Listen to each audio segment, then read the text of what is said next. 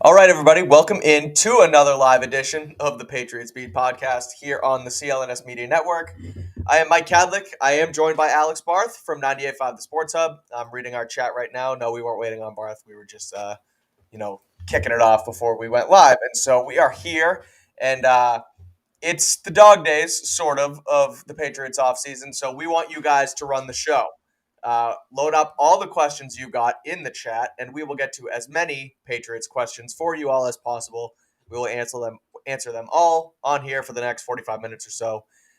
This show is brought to you by FanDuel, so make sure to go to FanDuel.com/Boston and get your no-sweat first bet up to $1,000 in bonus bets when you sign up at FanDuel.com/Boston. Again, that's FanDuel.com/Boston. You get $1,000 in a no-sweat first bet. So last night, for example, I bet Jason Tatum to score over 40 points in Game 7. That hit, so it's fine and all well and good. Should I have signed up and bet that? The money I bet on that, up to $1,000, say it didn't hit, no sweat, you get it back in bonus bets. So that's how it works. Lucky for me, Jason Tatum went rogue. I'm sure we'll get to that, Alex, in a Boston Sports Minute later on. But as the questions come in, there was a little bit of Patriots news over the last few days.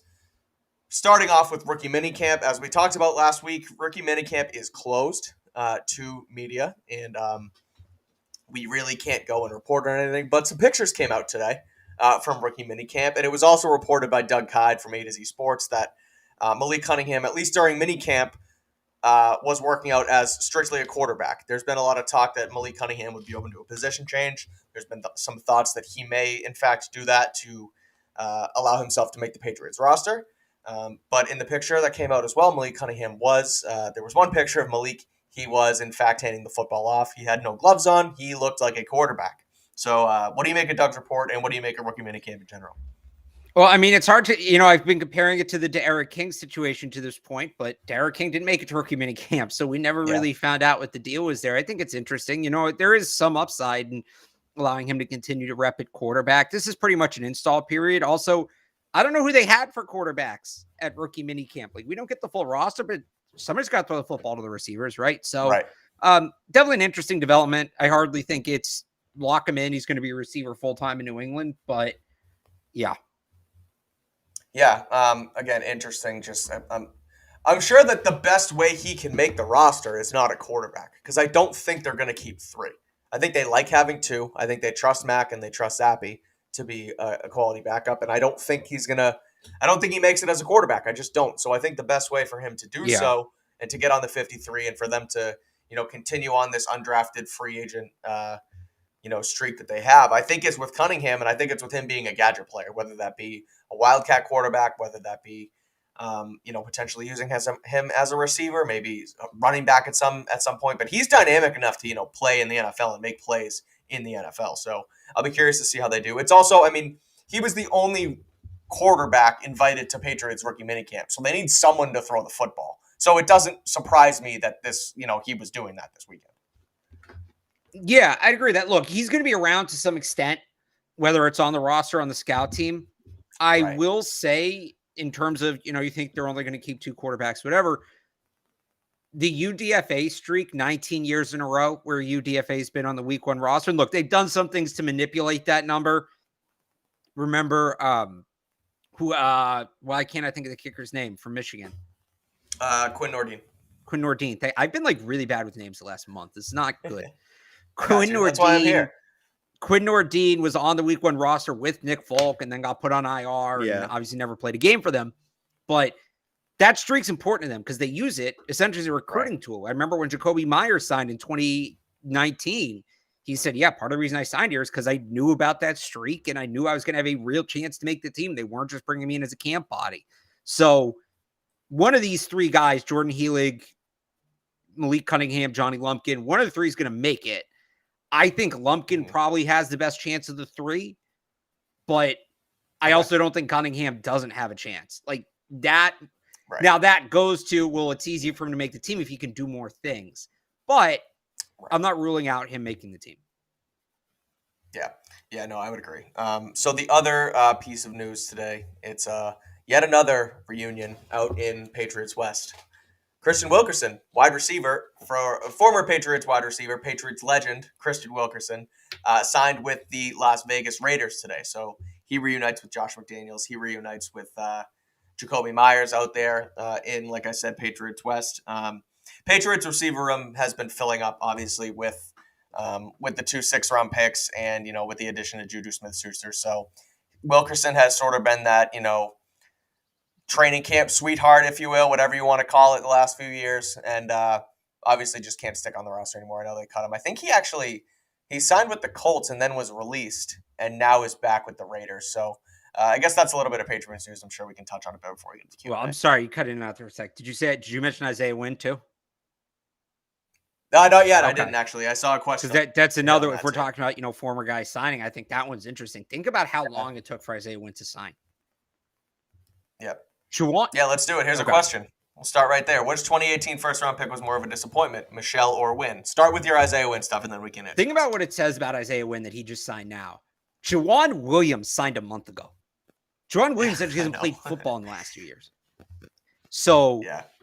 I think there were some things going on behind the scenes with Isaiah Wynn that we don't know about that was kind of ugly.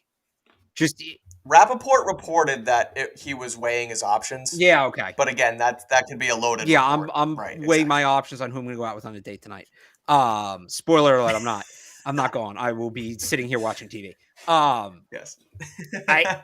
I would say Wynn is more of a disappointment because it's the Sony Michel pick was never going to be justified.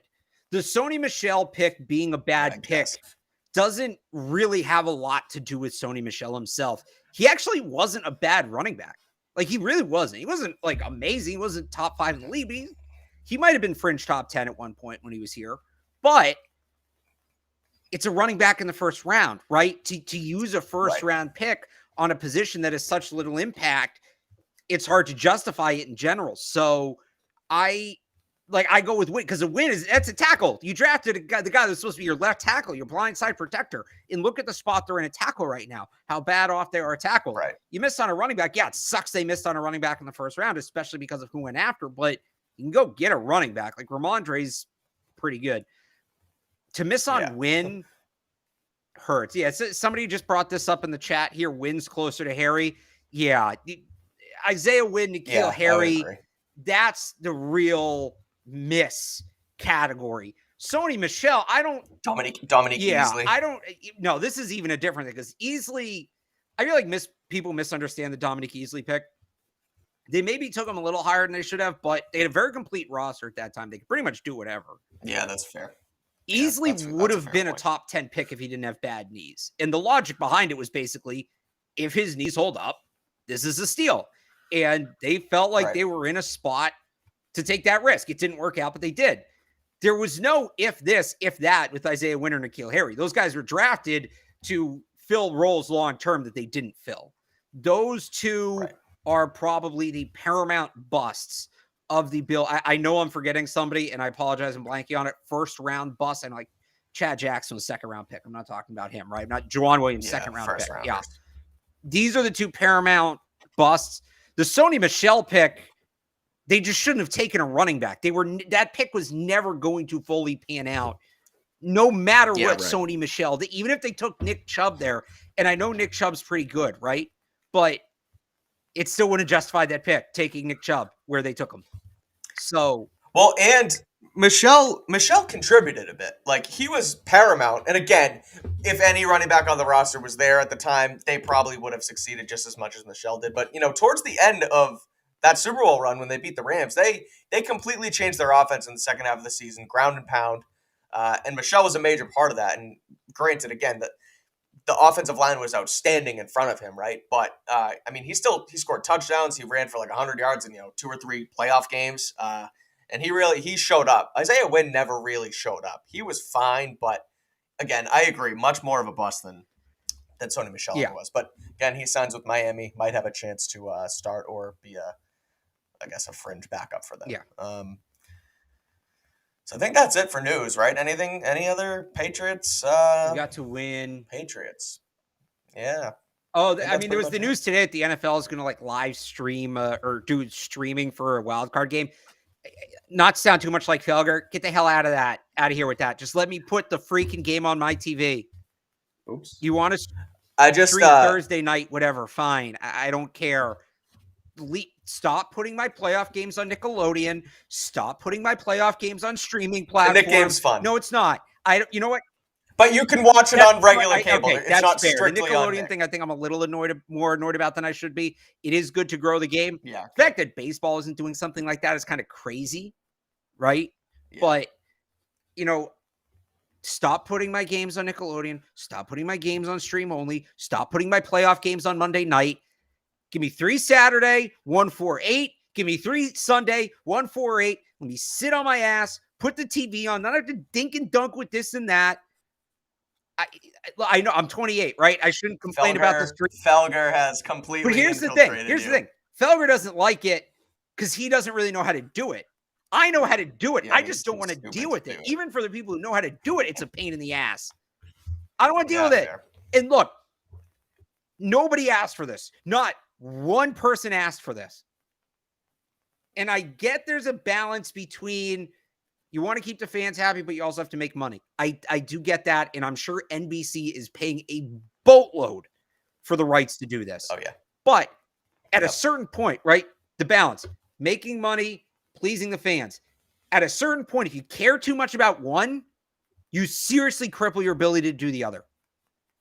And I thought we were kind of encroaching on that last year with that BS neutral site AFC championship game. This feels like that. Nobody asked for this. It's a blatant cash grab. They're not even really trying to hide it. And they're going to play it up. Oh, the first stream kit. Nobody cares, man. Just put the game on my TV. Yeah, put it on cable. No, I'm with you. I told my friends that they should make the Super Bowl pay-per-view because who's not going to watch the Super Bowl? And they all yelled at me. And I was just trolling. But would you pay for the Super Bowl if it was I would, but I'd bitch about it. Exactly. Oh, yeah, me too. Yeah. All right, here we go. You know what? First I might question. not. I might just find a way to stream it. I might. If it's a bad game, I might find a way to stream it. Yeah, all right. Do you think it's easier to play Philly in week 1, or is it better if it's later in the regular season? Personally, I think week 1 is better because they have no chance to really hit a stride. They're fresh. They're coming off a loss. They're really damn good. They're the most complete roster in football, but you don't want to touch Philly when they're coming off their, 6th, 7th win in a row in the middle of November when, you're 4-5 or whatever the case may be, right? I think you take them on now. You take them on early.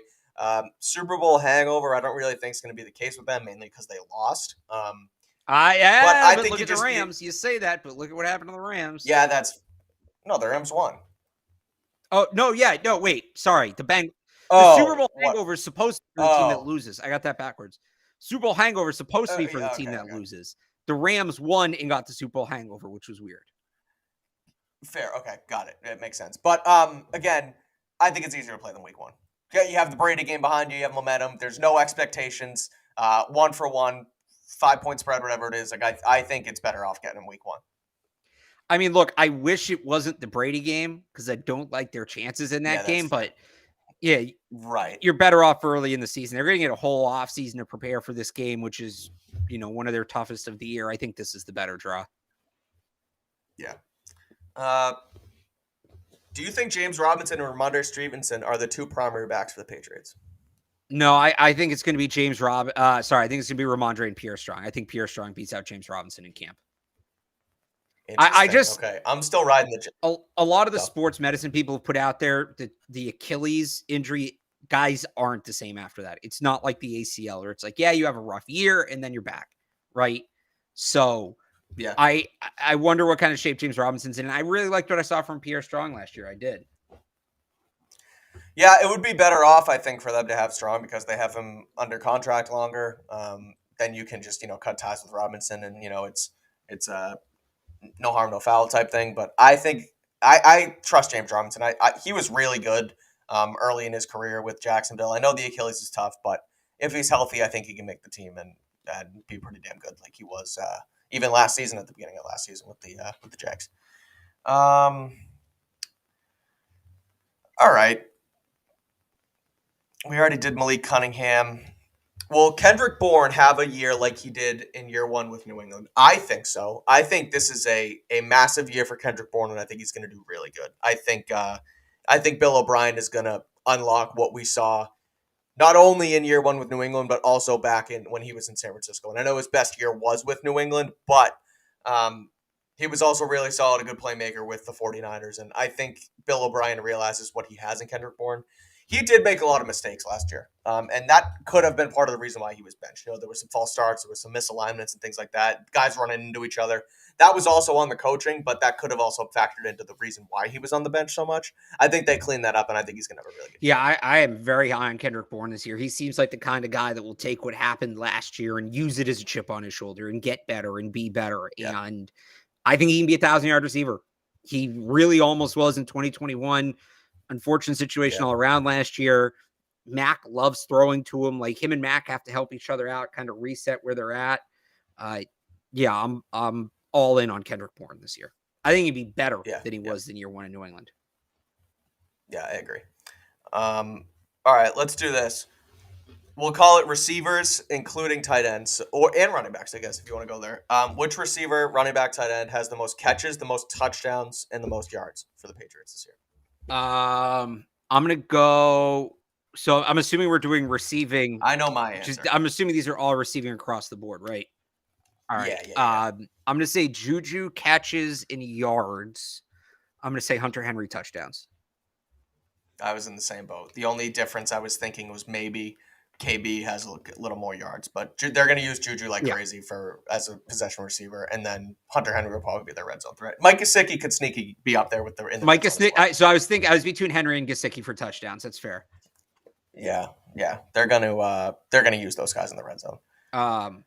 Do you think any of you can go if you had one? But how do we defend mobile quarterbacks like Hurts, Richardson, etc. with the current Patriots roster? Ideally, this is why they drafted a guy like Marte Mapu. That's the kind of guy you bring in to spy quarterbacks. So I think they can kind of do what they've been doing coverage-wise. It's just their pass rush is – they lack that spy. They more so just go after the quarterback. So I think having somebody who can sit back and run with the QB is very helpful. Yeah, no, I think so too. I think I'm excited to see what Mapu does. In the moment, it felt like a reach, but – sitting on it the last couple of weeks, figuring out what their needs really were, offense, defense, and where they want to go schematically. I think Mapu, it's a boom or bust pick, but if he's good, like you said, he can help them defend these guys in the box. Guys like Hurts, Richardson, and all those guys. So that's going to be the recipe right there. Here's another one. Can we explain how the Bill O'Brien offensive system is different than McDaniel's? So there's a lot of similar. So, all right, here's the thing. The O'Brien's offense has changed since the last time he was in New England. And now the question is, how much of what he did at Alabama last year was college specific versus how much is he bringing back? The big difference is it's more spread. He's going to go out of the gun a lot more. It's going to be a lot more two tight end sets. There is no traditional fullback in this offense. None. Right. I know people keep saying, oh, well, now they can go back to that. They're not going to go back to it under Bill O'Brien. They might use a move fullback kind of guy like a Kyle Juszczyk, although I don't really know who that is on the roster right now. I'm not exactly sure who would fill in that role, but that's the big difference. The lacrosse kid. Yeah. No, he was a safety or something. Yeah. Yeah. That's why I wanted them to sign Jack Coletto. Yeah, right. The other big difference. Where'd he? Oh, he went to San Francisco. It's going to be nice. That's a great fit. Yeah. The other big difference is it's a little more, I don't want to say complicated pre-snap because Josh McDaniels' offense is very, very complicated as well. But I think it's the same general idea. The philosophy behind what the Patriots do offensively for the last 25 years minus the last one is you're going to have something. The concepts themselves aren't overly difficult. The idea is you have something on every play to beat every look. The idea is that can the players identify what the look is and what they need to do to beat it as soon as possible. McDaniels, that decision was more post-snap, not entirely. Like there's still plenty of pre-snap in McDaniels' offense, but McDaniels was more post-snap and reaction and things like option routes and that stuff. Right. O'Brien's that decision more so comes pre-snap and identifying the defense ahead of time and, calling out adjustments on the fly before the ball snapped. So, which I think is huge for Mac. Yes, that's Mac's whole game. So that's a gross oversimplification of it. I don't want people to think like, well, McDaniel's all about recognizing the play post-snap and O'Brien's all about recognizing the play pre-snap. That's really not what it is, but to kind of put it all in a nice little bow, that's kind of the difference. This kind of goes to that too, as far as him scheming up mismatches. Like, it's going to be, like you said, pre-snap, finding where you have an advantage and not necessarily, they're going to run option routes, right? But like your point is they'll find the mismatches pre-snap through motion, find out where the defense, where they can attack the defense and go there. Whereas, like you said, in McDaniel's system, they'll run an option route and, do something else that way and do it as the defense goes. Sorry, you were saying, I saw that. No, that's pretty much it. Yeah. Yeah. All right. Here we go. Sorry. Is there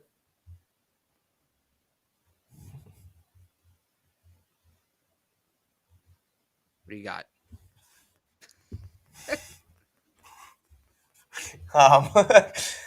All right. Here we go. Sorry. What do you think the chances are they extend Mike Onwenu? With the recent draft picks, the WH says it's less than 20%. I don't want to put a percentage on it, but I think they're right. Like, they added the interior lineman in Mafi. They have a guy in Sau who can play both. I think they're loading up so that they don't have to pay Onwenu. Yeah, that's just my theory. Yeah, I think this is Onwenu's last year here. 20% sounds about right to me. Yeah. If Kayshon Boutte and Demario Douglas both make the team, who gets cut? Not a wide receiver. Kendrick Bourne's probably the odd man out, if anything, but I think there's a real chance they keep 6 wide receivers. I think you look at them going light on linemen, offensive linemen, or maybe light in the secondary. So on my roster projection, I cut Connor McDermott because he's a guy I think they can cut, get through waivers, get back after you place somebody on IR, or maybe even get him on the practice squad and elevate him. So I don't think it's necessarily a receiver being the answer to this question. If I had to pick one, it's Kendrick Bourne, but again, I think there's a chance all 6 make it. This also goes back to your thing about Malik Cunningham. This could be where that roster spot comes from, 2 or 3 quarterbacks, right? So, or is Malik Cunningham a receiver? Is he a safety? I think if he's not going to play quarterback, I think there's a decent chance he ends up on defense because he was originally recruited coming out of high school as a safety as well as a quarterback. Like, he was a 2-way player. So when they first signed him, everybody's asking me, what do you think he'll be as wide receiver? My default was kind of, I don't know. I've never seen him run a route. I know he's athletic and fast and all that, but I've never seen him run a route. I've never seen him try to catch a football. I'm not saying I've studied his high school tape immensely, but he's done some of those things. So I don't everybody wants to go right to Julian Edelman, right? And maybe he does play some receiver. I don't know one way or the other, but he was a very good safety in high school. So that's just something to keep in mind.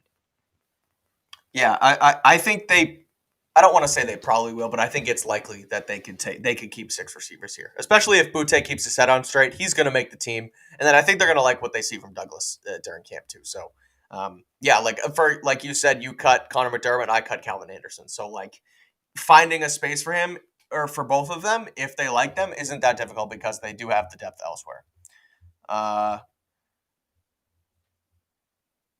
Early camp standout predictions. Demario Douglas versus Miles Bryant in the slot. Major mismatch due to Douglas' speed. Could be the star of training camp. So I don't know about as far as camp. This spring, Demario Douglas is going to be a freaking superstar because the speed guys, when before the pads go on, the speed guy is Maurice Harris is the one I always bring up. Evan, our first year covering the team, we'd never done this before. Go out to spring practices. And Maurice Harris looked like the second coming of Randy Moss. And I got caught up in it too, but Evan was like, they found the guy. And then the pads came on and he didn't even make the team.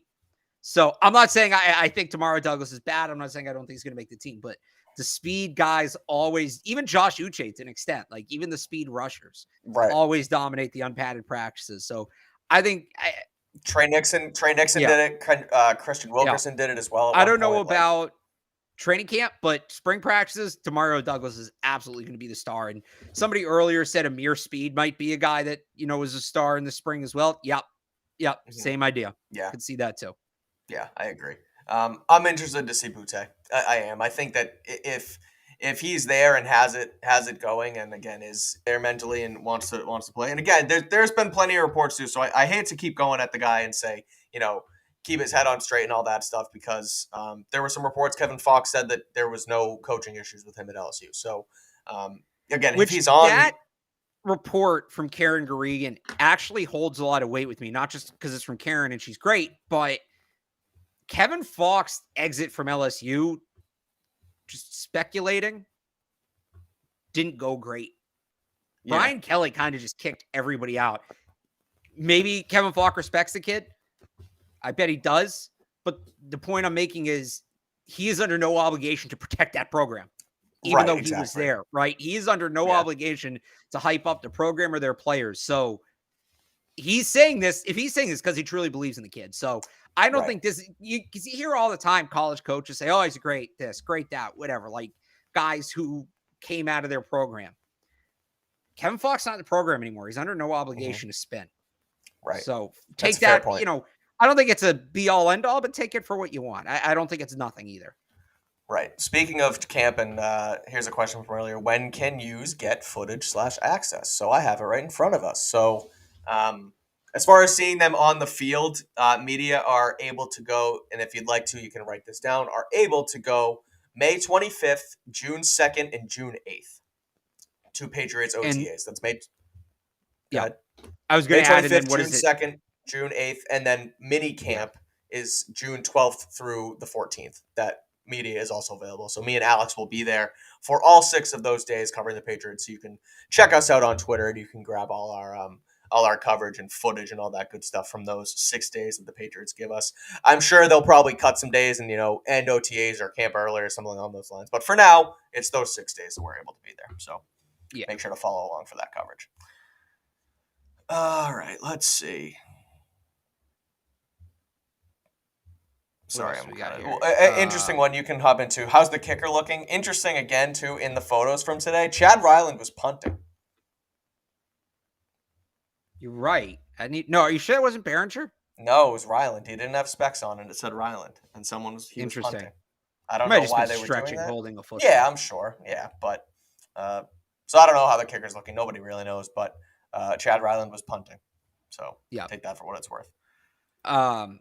I've said this one before. What is the Demario Douglas comparison? I think it's Marcus Jones. I think he can be what Marcus Jones was on offense last year, but he can do it full time because he doesn't have defensive responsibilities.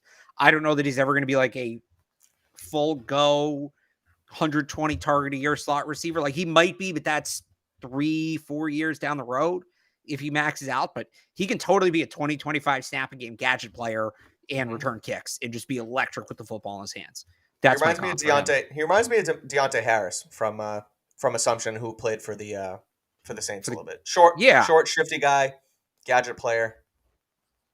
Why am I thinking Deontay Harris was a bigger guy? No, he was only probably 5'9", 5'10". Who am I thinking of?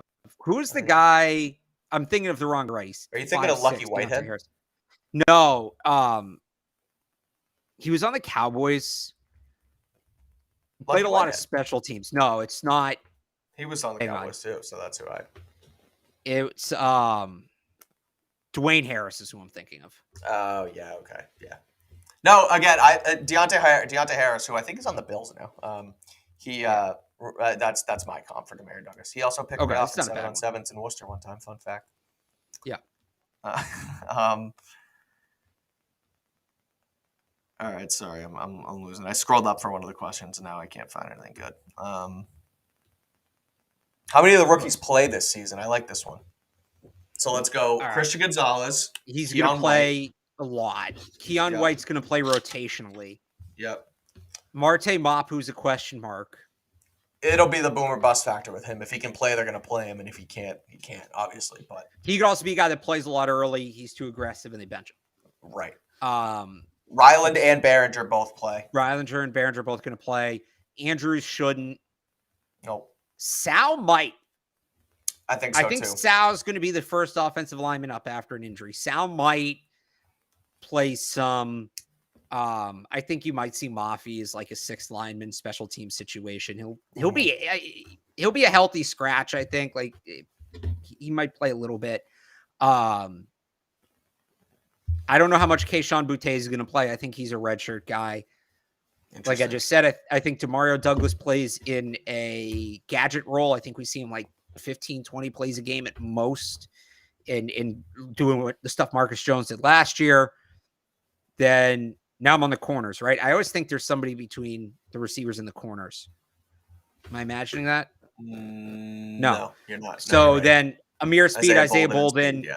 If they make the team, they're actually going to play quite a bit on special teams. I don't think either of them play on defense. They're going to play quite a bit on special teams, but they could also be practice squad guys who just get elevated a couple times a year to help cover picks. Yeah. I was surprised. I'm surprised Keyshawn Boutte is only 21. I thought he was older than that. Yeah, he came out young. So that could be only did 3 years at LSU. I think he's a red shirt.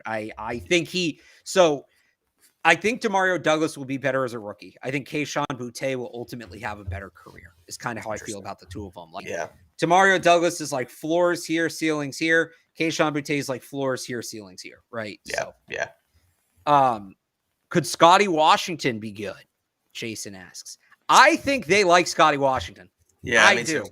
It's kind of a hunch, but I think they do. Look, he's really big. He's really athletic.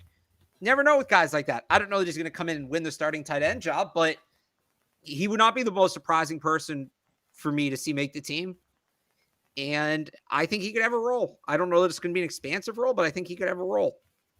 Yeah, it'll be interesting what they do with the room, right? Because last year they kept 2 in Henry and Jonnu, and then they had the practice squad guys in obviously Scotty Washington, I think Sokol. But they kept 2 naturally at the beginning. I think the likeliest option for them at tight end is to also keep 2 again there with Henry and Gesicki. But neither of them can block. So I wonder if they keep 3 around. Obviously, you've talked about Lumpkin. I see plenty of Johnny Lumpkin references in the chat too. If they keep a third, I think it's Lumpkin for the blocking. To be honest, I'm not 100% sure how Scotty Washington is as a blocker, but you're right. They like his size. We'll see what happens, but that whole room is going to be interesting to see if they try and keep a third guy in as a blocker, or if they just stick with the two receiving guys. Yep. What is JJ Taylor's role this year? I think he's on the outside looking in. It's been 3 years. He really hasn't been able to establish any footing. They brought in a bunch of running backs the last 2 years. I think this is probably the end of the road for him. Yeah, I agree. I think he's all but done. I think they like what they have in Strong. They bring in Robinson. They let Harris go, but no, I think he's probably done with what they have in the room. Before we continue on, let's talk about our friends once again at FanDuel Sportsbook, because the NBA playoffs are here. They're alive and well. Jason Tatum scoring 51. So make sure to go make a fast break to FanDuel during said playoffs, because right now, new customers can get a no-sweat first bet up to $1,000. That's right. That's $1,000 back in bonus bets if your first bet doesn't win. The app, I always talk about it, and it's the truth. Super safe, easy, secure to use. There's a boost page. They give you all these boosted player props every single day. Right now, I haven't checked the scores yet, but I have Aaron Judge, Mike Trout, and Vlad Guerrero to all get a hit today. Boosted odds thanks to FanDuel, so we'll see where we're at with that. But yeah, great promos every day, super safe and easy, and you get paid instantly when your bet hits. So there's no better place for all the playoff action than America's #1 sportsbook, FanDuel. Again, you get $1,000 in a no-sweat first bet if you visit FanDuel.com/Boston and get a no-sweat first bet up to $1,000. That's FanDuel.com/Boston. FanDuel is America's #1 sportsbook, and they are also the official sports betting partner of the NBA. So head over there, like I said, go get your $1,000 first no-sweat bet. All right, here we go. We got plenty more questions. Thanks, guys, for loading up the chat. This is good, and I'm curious to get your opinion on this, because I don't know really how much we defer on the Trent Brown thing. I think he's a lock to be their left tackle. I know we've talked that he could be a trade candidate, but I think he's going to be there. But how do you think he takes to Adrian Clem's coaching? Yeah, I mean that's tough to say, right? That's Yeah. a personal relationship kind of thing. Right. I would think former player, easy guy to relate to. Agreed. Trent Brown is a huge, huge fan of Dante Scarnecchia. Adrian Clem played for Dante Scarnecchia, so you have that connection. I guess I'm optimistic. It's really hard. How are these two individuals going to relate on a human level? It's really hard to kind of Yeah, no, I speculate know. on that. But I guess I'm optimistic about it. I think so too. I think Trent's here. I think he's going to have a good season. He's been up and down. Last year was down, so this year tells me he's going to be up, and it gives them some leeway to figure out the rest of the line with Sal and the other guys are here. So yeah, I think it'll be good. If Mac, all right. We've talked about the Mac Jones situation, and this is a huge year for him. There's no denying it. And I know we don't like the Mac drama. At least you don't. I mean, I can get into it every once in a while, but it gets old talking about Mac every single day because, frankly, he needs the chance. And if he does well, they'll probably keep him. But does he have to be like a borderline Pro Bowler, or else is he done? Or can he just be sufficient? Like, say, I heard you and Evan talking about the yardage totals and the touchdown totals. Say he's just like pedestrian and like fine, but they make the playoffs. Or say he's really good and they're like 6-11 or whatever the case may be, and it doesn't fall their way. Like, what has to happen for him to continue on next year? Look, if they win, he's going to stick around because look, if he has a bad season and they're still winning, that gives Bill Belichick, or no, I shouldn't say if he's bad, he's not going to stick around. But if he's like fine, but not great, and they're winning, Bill gets to get an affordable quarterback because he's going to say, well, you were fine. I'm not going to pay you like Daniel Jones. You were fine, but I know I can win with you, so I'm going to pay you. It's the best of both worlds. If he's bad, Bill will move on. But Bill's he's got how many more years left? Does he really want to go back in the carousel? Yeah, I know. If he's fine and they're not winning, then that probably resets things. And because then the question becomes, well, is Bill even here next year to make that decision? So fair point. I think just looking at him in a bubble, you can't do it that way. You got to look at how the team performs overall as well. Yeah, I agree. He's got to show that he can play quarterback again because it was all the circumstances around him last season, but he's got to look like he did as a rookie and then some. That's sort of what I think that has to happen. Kevin Harris versus Pierre Strong. Who are you taking? I guess Pierre Strong. I mean, I think they play different roles. I think Pierre Strong's ultimately more valuable player. I think he's got a better chance of making the team, but I think the different roles they play make Strong more valuable than Harris. Yeah, well, and I just think Strong's a better player. Yeah, fair. But if you ask me, the ball's on the 1 yard line, I'm going to punch it in, I'm giving the ball to Kevin Harris. Yeah, this was interesting. Jamie Collins was on Locked On Patriots with Mike Debate and said that he is interested in getting into coaching. I know he's gone. Would you want Jamie Collins on your staff, Alex? Hell yeah. I want Jamie Collins around as much as possible. That guy rules.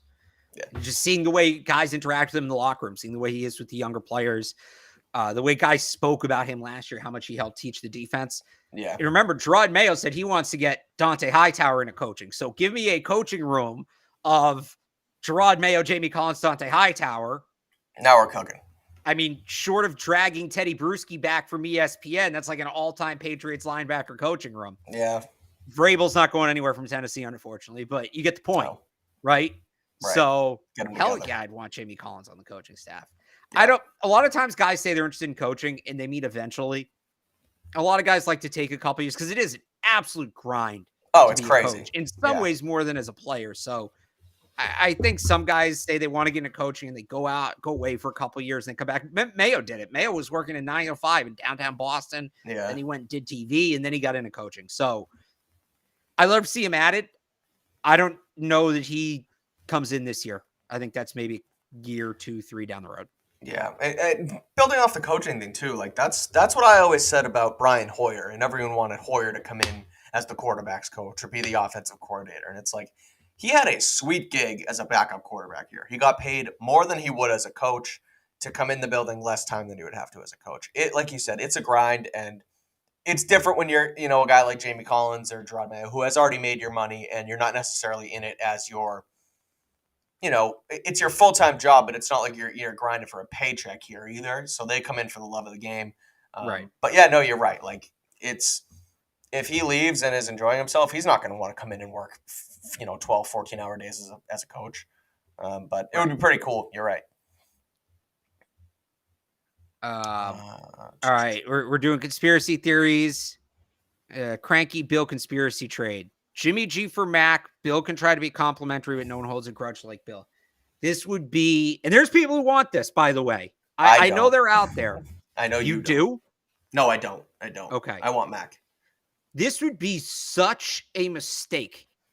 Everything that the anti-Mac people knock about him is just as true for Jimmy Garoppolo. Plus, he's 10 times more expensive and is old and isn't getting it. He's no shot to get better. Mac is a shot to get better. Bill does this. Should be among the last moves he makes here. It would be an absolute disaster. But he's not going to do it because he had a chance to do it this offseason. He didn't. Yeah, no. They're not going to do it, and I'm with you. Like, being erratic at times with the football, people knock Mac for that. That's what Jimmy does. Mac gets hurt. His ankle, he was hurt last year. Blah, blah, blah. Jimmy's always hurt. Like, Jimmy's going to get injured just because of us having this conversation. Exactly. It's the butterfly effect all the way out in Vegas now. But no, yeah, I agree. That would be stupid. And look, if the Matt Patricia saga is not one of the last moves that Bill makes, I'm with you. That would certainly be it. So yeah, no, they shouldn't do that, and they won't do it. You're right. They had a chance to do it this offseason, and he's had a chance to do it every offseason. And We talked about it before they drafted Mac Jones. If they would trade for Jimmy and run it back, trade the 14th pick or whatever it was at that point. They didn't do it. I think as much as Bill loved Jimmy, he's done with him. I think maybe seeing Jimmy is. Here's the other thing. Everybody goes, "Oh, Bill loved Jimmy. Well, that was, what is it, like 5 years ago now? Yeah, at least. And when Jimmy had never played in the NFL and he was all potential, there's now 5 years of data that Bill didn't have, and the majority of it is not flattering. Right. So just keep that in mind. You're not getting back the 25-year-old kid that had started 2 games that left here, that was traded out of here in 2017. You're getting back a guy that can't stand on 2 legs constantly. Right. All right, I like this one. And I always think about this. I think about it with Bill O'Brien now, and I especially think about it with Mayo here. How long before Mayo says F it and takes a head coaching job for a different team, or will he actually wait out the New England job? Because this happened with McDaniels here for a long time. It felt like he was the coach in waiting. Kraft talked him off the jet when he took the Colts job. They brought him back after that disaster. They brought him back after his disaster in Denver. They wanted him here. It felt like Robert wanted him here. And Belichick obviously trusted him with the offense. But it took too long. It just took too long, and he wanted a coaching job sooner, and he takes the Vegas job. I'm curious what happens with Bill O'Brien here as well, because he's not going to be long. We've talked about that on the show. But they talked Mayo off the ledge this year, and he didn't even take a head coaching interview. They gave him more money. They gave him the extension. But do you think it's to be the head coach in waiting, or is he just here to learn again? Like, I feel like he wouldn't just want to stay to learn again, because he had the chance to go get the job now. So I feel like he wants to stay here, but how long does it take that to actually happen? He's got to know something. And I know, with the rules, can't say like, hey, you're the head coach in waiting. But correct. I forgot. Maybe it was Curran. I don't remember who it was. Somebody that's the apex. Head coach in the NFL. And maybe for a guy like Gerard Mayo, it's a little different because he played in the league, but that's what you're going for. Right. To turn that down, you have to have some sort of insane plan B. Right. So maybe they gave him hey, if it's, we're going to give you a big pay raise, and if it's not by X number of years, then you move on. Maybe Bill's told them how many more years he's going to coach, and they know something like that. But there is something in this that we don't know about. I don't think it's as simple as Mayo said, no, I like the Patriots, I'm going to come back. Maybe there's some of that, Guys don't want to move their families. It is a pain in the ass to do that. Right. But there's some element to this too that we don't know. Yeah, fair. How many points per game did the Patriots average this year? Hang on, let me 2022 Patriots. What did they average last year? Pull that up. All right, so they averaged 21.4 a game last year. They were 27.2 a game the year before that. I think 27, 28 points. I think they're more or less back where they were in 2020. Keep in mind that 21 last year, that was scoring with scoring more defensive and special teams touchdowns than any other team in the NFL. Yeah. I think the offense is like 18.6. Non-offensive touchdowns basically counted for like 3 or 4 points a game for them. Yeah. Last year on average. So I think they get back to that 27, 28 range. 30 might be pushing it, but they should be in the high 20s. I think they can be a fringe top 10 offense again. They were the 6th ranked offense in the NFL in 2021. With the right coaching, assuming they play the guys who are actually good, right. I think they can be a top 10 offense again. Yeah. We touched on this earlier in the show, Mike, so wanted to pull this up for you. Will Douglas or Butte make the roster? Me and Alex think they both will. At least right now. Again, it's May 15th, but as of right now, we both have them on the roster, so take that for what it's worth. Yeah, I have them both on. Yeah. Does Juju hit 1,000 yards? We kind of did this earlier. We both think he's going to be the highest, their leading receiver, but does he hit 1K? I think so. Yeah. I think he does. Even if it's just purely on volume. Assuming he could have 110 catches. Yeah. So. All right, talk to us about the Celtics game last night. At least with the Patriots players there, and then we can do the whole Boston Sportsman. All right, so we're going to do a Boston Sportsman in a little bit, but so one, Edelman chugging the beer was outstanding, obviously. Alex was at the game, by the way, for those of you who don't know. Alex covered. I was there for 98.5. The other thing, totally, okay, so I try to remember. There's so many good moments last night. Yeah, really, it was a freaking party. Edelman chugging the beer was awesome.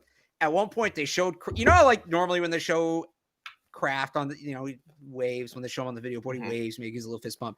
They showed him, and it was in the midst of that run. It was in the midst of what ended up being a 28-3 run, right? And Kraft there's a picture on my Twitter. Dan Roach is the one who tweeted out, "Let's go!" Just full on losing it. That was awesome. That was great. And I will say, I have to give a massive shout out to Matthew Slater because his polo game last night. He didn't wear Celtics gear, which at first look, I'm like, it's a little weird. If I had that polo shirt, I wouldn't take it off either. A++ golf shirt. Awesome stuff. Outstanding for Matthew Slater. Knew his special teams game was strong. Knew his leadership game was strong. I did not know he had that kind of golf shirt game. I didn't think he didn't. I just didn't realize he did. So respect, even more respect. Did not think I could respect Matthew Slater even more, but that was a great shirt. Yeah. Joanne Bentley was there as well. And I think John Jones was there too. Yeah. Yeah. So full house at the Garden last night. We're going to take a few more questions here. We're going to wrap up talking Celtics. So let's take 2 or 3 more, and then we can talk Game 7. Well, we can pull it. Where'd that just go? Hang on. Nope. Is this the one I meant to pull up? Yeah. Could Matthew Slater join the coaching staff after he retires? I think that's possible. Yeah, me too. He's talked a little bit about maybe want to be like a team chaplain. So not necessarily a coaching position, but he'd be around the team, and obviously he'd be a resource. I wouldn't be surprised if he somehow, some way stays around football after he retires. I think he's going to be a football lifer. He's been here for a long time. He's raised his family here. He's been here the whole time. So I don't think they're going to leave the New England area. You look at that retirement house video they did, he would be the next one joining that retirement house. I think that was part of the symbolism where he dropped off. Exactly. McCourty. Yeah, right, exactly. So, I could totally see him. He's going to be around the team at somewhat one way or another. All right, we'll go to this question because it is a question that's going to come up. How many bad games does Mac have to have before they look to Zappy? Again, I think it's not necessarily about how Mac performs, but the team as a whole. I even think if Mac's playing well and they're losing games, I don't think that's going to happen. But if it does, I still think there's a chance that they would go to Zappy. I think Mac gets at least a month, though. I think Mac gets at least a month before he has to be any sort of conversation like that. And it has to clearly be his fault that things are wrong. I'm saying a month before you start talking about it. Yeah, I agree. Right. And then, you say, all right, it's been a rough month. Do you start looking at Zappy, and then you kind of start putting Mac under the magnifying glass even a little bit more. Right. But, man, if they have a bad game against Philly, they're just going to talk about it. And I'm talking about the people on the radio. They're just going to call for Zappy, and it's going to be a whole big thing. And Well, I'll tell you this. I'll tell you this right now. It's not going to be Bailey Zappi's fault that they couldn't block Hassan Reddick. Exactly. That's I'm going to be saying that all week that week. Right. Yeah. This is, they might like their tackle group, right? We've been saying that all offseason. That's all well and good. I don't feel as great about it as they do. I think a lot of people don't feel about it as great as they do. If they misread that situation, there is not a worse week 1 opponent you could have than the Philadelphia Eagles. We are going to find out right away what the deal is with these tackles, because that's the best pass rush they're going to face. Right. Not going to face better pass rush than that. No, yeah, you're right. That's a good point, because again, I'm on the side of I think I trust them where they are in the tackle department. I think they're going to be fine so long as they stay healthy and get it schemed up with Clem instead of what happened with Patricia last year. So again, we'll see what happens. And you're right. We're going to find out in week 1. I like this question because it's sort of a, where should you go now in the NFL? Because it's been the whole, Sean McVay light, go get your Sean McVay, go get your young offensive coach. But, other teams have steered away from that, like a Jonathan Gannon with the Arizona Cardinals with, right. You're going to hate for me to say it, but the Chargers went with Staley, a defensive guy. That's my point. So should an offensive coach or a defensive coach replace Bill when it comes to the time? And I think we both want Mayo, but in general, I guess, would you rather have an offensive guy or a defensive guy? I know this is kind of a cop-out answer, but I think just in general, because this is a popular debate, is everybody's trying to hire offensive coaches. Is it better? Go get the right guy. Go get the guy that you think is right for your team. I think saying that, we need an offensive guy. Maybe for your team specific situation, the right guy is an offensive guy. For the Patriots in specific, I subscribe to that. I think some of it's going to come down to, when is the time? What is it? Is it after this year? Because if it's after this year, you're going to need a new quarterback. And then an offensive guy probably makes more sense. If Mac Jones figures it out and Bill steps out with the thing kind of humming, then I think a defensive guy probably makes more sense. You just want a guy who knows what he's doing. I think so many of these there's so many people in this league that are great coordinators, but that's what they are. They're coordinators. Right. They're not. There's a lot of guys who are great coordinators that just aren't head coaches. That next step, they just can't do it. And to hire a great offensive guy just because he's a great offensive mind, and maybe there's a disconnect in his ability to relate to players, his ability to come up with game plans, or his ability to manage games, or whatever it may be. I don't care how good of an offensive mind he is. If he's not a good head coach, he's not a good head coach. Now, the argument is offensive coaches are better to target because that way he's the de facto offensive coordinator. And if you pair him with a young quarterback, you're not going to lose him like you would an offensive coordinator, right? Whereas if you have a defensive coach and the offensive coordinator is pretty much doing everything, that position's probably going to cycle through, like what's happening with the Patriots right now, right? I do understand that argument. But I also think that if you're a good enough head coach, you can make sure you can manage it where even if a new offensive coordinator comes in, there's not that much turnover. You're going to hire the right person. So I think it's all about the right guy. I think there are certain situations where an offensive player or a defensive player makes more sense, or defensive coach makes more sense. But we're too far out to know which one that is for the Patriots right now. I would just say get the right guy. Yeah, fair point. I echo all of that. I have nothing to add because you're right. Again, it depends on where you're at. You can't answer that question now. It's a fun hypothetical, I guess, but there's no real way of telling what they're going to need. All right, let's take one more, and then we'll hit Boston sports, and we will skedaddle. Yeah. I guess we'll do this. I think we did this again. If you have another one you want to do after that, we can do that too. Chances the Patriots trade up for Marvin Harrison Jr. So if the Patriots, he's going to be a top 3 pick, right? Yeah. So if the Patriots are in the top 3, they're going to need something more than just a wide receiver, in my opinion. You're going to need a quarterback. Yeah. If they're picking high enough to even get into range to trade for Marvin Harrison Jr., they need a quarterback. They can't draft him. It doesn't matter. So, and if they're in like the 20s, they're not going to have the capital. And frankly, probably nobody's going to trade with them to get Marvin Harrison Jr. because he's that good. He's going to be the best player in the class. So, yeah, I just don't I don't see how realistically they end up with Marvin Harrison Jr. I just don't see how that works out. Because again, could they realistically end up high enough to pick him? Yes, but then they better be taking a quarterback. Exactly. Right.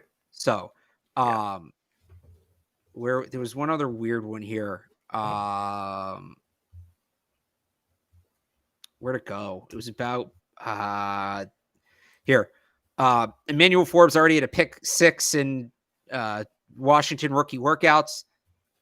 that they don't do like 11 on 11s. I don't know exactly what the context of that was. Yeah. I saw that. I don't mean to pick on Mike here. I had this tweet at me today. Oh, they blew it. They took the wrong guy. This means so little to me. Yeah. For all we know, Christian Gonzalez had 3 pick sixes. Exactly. Right? We weren't out there. For all we know, the Emmanuel Forbes pick 6 was designed, and they were teaching guys how to block on. I was gonna say it's just the routes on air type thing, not right. Even where they just do a cut route and he throws it up to him. So means next to nothing to me. Exactly. No, I'm with you. All right, let's call it. Plenty of questions. Actually, I like this one because we're a jersey number of people. Is Malik Cunningham going to be number 3? I think that means the number 3 quarterback. No, Jabril Peppers switched to 5. Oh, yeah. I think he's asking if Malik Cunningham's going to be the number 3 quarterback. Mike Baker, come back. Are you talking about his jersey number or where he's going to be on the roster? If you're there, let us know. I thought somebody took 3. Oh, they did. James Robinson took 3. Was it James Robinson? Yes. Yeah. So, I guess if he gets cut, Cunningham could get 3. But I was thinking jersey number because he wore number 3 in college, didn't he? He did. Where's Mike? We need you to clarify here. Mike Baker, come on, we need you. Before I think he meant quarterback 3. I think he meant QB 3. I say jersey. All right. Well, that's and taken. This is for the you're right. Fair. Well, I don't think they're going to keep 3 quarterbacks. I just don't. All right, let's go. Roster. Roster called it. Yes. Damn. Oh, thanks, Mike. All right, you should have just gave it to me. All right, let's do Boston Sports Minute and then get out of here. Boston freaking Celtics. You can tell us all about it. You already touched on the Patriots players that were there. Alex was there in the building for the 98.5 Sports Hub. The Celtics and Jason Tatum did the thing. And Alex, you told me they weren't. So I'm going to take a quick victory lap because I thought Go for it. Jason Tatum, after a brutal start to Game 6, comes back in Game 7, comes back in the fourth quarter, goes off, carries it right into Game 7, scores 51, 13 boards, was dominant all game long. It wasn't a stretch of points, he didn't score 25 in the fourth or, 19 in the second, right? He was bang, bang, bang all game long, could not miss. They freaking killed the Philadelphia 76ers, and it was awesome, and I'm mad that I wasn't there, and I'm jealous that you were there.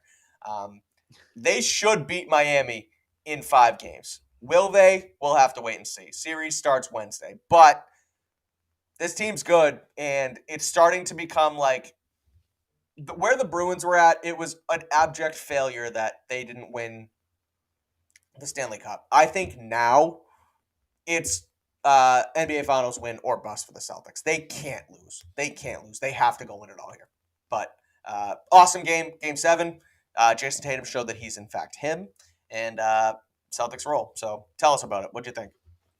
Yeah, so first off, I've been living here my whole life. I've been covering sports here since 2016. That was among the best environments I've ever seen. The crowd absolutely delivered. As did the Celtics. That was outstanding. When Jason Tatum plays like that, they can't be beat. And I'm not saying like 51 points. He was disciplined. He was controlled. He only took 2 3-point attempts in the first half. He's going to the basket. He was forcing them to come to him, to defend him, the Sixers to come to him, and he's dishing the ball. He's finishing at the rim. It was awesome. So we hadn't seen a performance like Jason Tatum like that for a long time. That's kind of why I thought that they were in trouble, because I didn't know if he still had that in him. He clearly did. I also forgot how bad chokers the Sixers are, to be fair. Yeah. That was embarrassing by them. But that was awesome. I'll say from Tatum too. I'm trying to think about it. Obviously the greatest Game 7 in NBA history. Is it perhaps the greatest Celtics playoff performance of all time? Because at least in my lifetime, I'm going through it. The gold standards for me had always been like single game playoff performance. Pierce against the Cavs in Game 7 in 08, the duel with LeBron, and Isaiah Thomas after the death of his sister. Correct. Were like the two. I'm trying to remember how many points he had in that game. But those were like the two. 53. That wasn't a playoff game. That was or no, was it? Yeah, it just wasn't Game 7, which is why you're getting confused with Tatum, I think, because it was a playoff game. It was I can't remember if it was a playoff game or if it was at the end of the year though. No, it was. Okay, game one. It was game one. And he got his tooth knocked out. Remember that? That was awesome. Yeah. So, that performance from Tatum, certainly with those, like, that's it. That's all I can think of. Now, there's probably some people from the 80s who will tell me I'm wrong, but unbelievable. All right, as for the series with the Heat, I respect the hell out of the Miami Heat. This is not the Philadelphia 76ers. This team cares. This team tries. This team is physical. They want to bully you. They want to beat the crap out of you. I think Bam can play. Bam can play. Yeah, but Bam's not bubble Bam. Like, bubble Bam was good. He's been good in the playoffs this year. So the Celtics handled him well last year. Right. The Celtics, and I have a full preview coming up tomorrow, 985sportshub.com. Basketball Barth. Let's go. Yep. So Bam can make a difference. Now, how do they handle it? Last year, Grant Williams was in the playoff rotation. So far this year, he hasn't been. Also, Al Horford has not been as impactful on the offensive end. Now, he's been good on defense. Right. But last year is good on offense as well, so they could afford to play him like 35 minutes a game. I don't know that they can do that this time. So I think Robert Williams should get more minutes. He's only been in about 21 minutes per game. Robert Williams should play more in this series. If not, they need to add a spot to the rotation, whether it's Grant Williams, whether it's Blake Griffin, whether it's Luke Cornett. And I'm not saying either one of those guys is going to lock down Bam Adebayo for 20 minutes, but even just to give him another look for 3 or 4 100%. minutes at a time, a couple shifts at a time, I'd like to see them add there. In the front court, the Heat are at a major disadvantage. Victor Oladipo's out for the year. Tyler Hero's been ruled out for game one with a broken hand. The expectation, so one of the reporters tweeted he's not expected to play in this series, which reads to me, we'll see what kind of shape we're in come game 5. Yeah. Right. It's kind of one of those things. So, but Hero was a problem for the Celtics last year. He was. Yeah. Meanwhile, the Celtics front court, they've upgraded. Peyton Pritchard's still here, but in the rotation, they've upgraded Peyton Pritchard to Malcolm Brogdon, and Derek White has a full year of experience with the team. What it comes down to me, though, really, so I think all of that together is a wash. What it really comes down to me is Jaylen Brown, because Jason Tatum and Jimmy Butler are going to duel. Yep. Can Jaylen Brown force Jimmy Butler to have to outduel both of the Jays? Mm-hmm. That's the one X. That is one. Yeah. So I should say there's 2 X factors. That's the player wise. That's what it comes down to. The other thing is, so yes, the Celtics won the series last year in 7 games. 3 of the 4 closest games in terms of point differential were won by the Heat. Outside of Game 7. Game 7 was the only exception. That is coaching. Mm-hmm. Eric Spoelstra outcoached Ime Udoka last year, even though his team lost. Yeah. Eric Spoelstra outcoached Ime Udoka. What's he going to do to Joe Mazzulla? Because, look, the team won. I do not think Joe Mazzulla's been vindicated. He didn't have to make any decisions on Sunday. They blew him out. Didn't need Joe Mazzulla in that one. So that is, if these games are close, massive advantage to the Heat. If these are close games, the Celtics basically need the game plan they had on Sunday. They need Tatum and Brown to get up to a lead early. And by early, I don't mean like first quarter. They need to be up double digits in the third quarter. If they can get there, I'm confident they can close it. But it's not going to be like the Sixers who fall asleep and start mentally packing for Cancun. Right. That's not. They're going to keep punching back. You got to play 48 minutes, but they can't find themselves in 1-2 possession games with a minute or 2 to go. That's when it gets scary. Eric Spoelstra is going to have the advantage over Joe Mazzulla in those spots. Right. So those are my 2 X factors: Jaylen Brown, Eric Spoelstra. I watched the recap, like a back and forth video today of Heat Celtics game 7 last year in Miami when Jimmy took like the 3-pointer when they were down 2 and they almost hit it with like 20 seconds left, and my heart sank again. I thought he hit that shot and I thought they were done. Those are the type of 1 possession games at the end where you can't cut them out. A, because like you said with the coaching with Spoelstra, but B, because Jimmy Butler's just a killer. Like, he is just a dog in the postseason, and that's not going to stop. He's not going to give up. Jimmy Butler's not dead. Jimmy Butler's Michael Myers. You can be up 15 in the fourth quarter. Jimmy Butler's still coming for that ass. Exactly. One more thing I'll add to minor point, but I do want to bring it up. Uh-huh. Caleb Martin killed the Celtics last year in that series. And he didn't play a lot. Like, I'm surprised how little they played him. I think he only played like 15, 16 minutes a game. Uh-huh. But he shot 48% from 3. Yeah. He's been playing more in the playoffs. He's going to play more because of the injuries to Oladipo and Hero. he's going to get favorable size matchups at 6'7" because they're going to play him as a guard and play him as a 2 guard. That's a guy Celtics can't get let hot. Because I mentioned that thing where like, all right, if you can make it Tatum and Brown versus Jimmy Butler, you're in good shape. But if Kalen Martin shows up and starts draining threes, that changes the whole picture. Yeah, right. So, you're never going to get yourself out of that. I'm not really worried about Max Strus. I'm not really worried about Gabe Vincent. No, like their second unit, because their second unit was a problem last year. Those two guys have been ice cold. Caleb Martin's been fine in the playoffs. He hasn't been what he was last year against the Celtics, but he hasn't been bad. He's a guy that I'm going to be watching. Like, I don't hate the idea of Jaylen Brown takes Jimmy Butler, Marcus Smart on Gabe Vincent. Or, I mean, the other way around, but like, who was I talking about? Caleb Martin. Yeah. Like, I just don't leave Caleb Martin alone. If they're going to leave anybody alone, frankly, in this series. So here's one other change from last year. PJ Tucker was a problem for the Celtics. Not necessarily scoring points, but rebounding and on defense and all that. Kevin Love, who essentially replaces PJ Tucker, isn't necessarily going to do that. Leave Kevin Love alone. Make Kevin Love beat you. He has been horrible in these playoffs. That's the guy you leave alone, if anybody. I agree. That was going to be my X factor, is somehow, some way, make Kevin Love beat you, and you're going to win the series in 5 games. So, what's your prediction? Alex? Who wins and in how many games? Celtics in 7. 7. Okay. Heat are going to push them. I am a firm believer in this Heat team. They do not quit. They will not lay down. They are not going. What happened in games 6 and 7 with the Celtics? And look, the Celtics played well. Obviously, Tatum played great, but Sixers had a role in that too. The Sixers disappeared. No, the Heat are not going to disappear like that. I still think the Celtics can beat them, but they're not going to lie down like that. Celtics in 5. That's my prediction. I think they roll. I think they continue this momentum forward, and they head to the NBA Finals. All right. Well, that's going to do it for us here on the Patriots Beat Podcast here on this Tuesday. We will be back later on this week. We're going to go Thursday night to continue talking Patriots in this lovely offseason. So we have some media availability later this week, so we'll come back and report to you on that, as well as all things Patriots. So make sure to subscribe, like the show, rate the show, all that good stuff on YouTube, iTunes, and wherever you get your podcasts.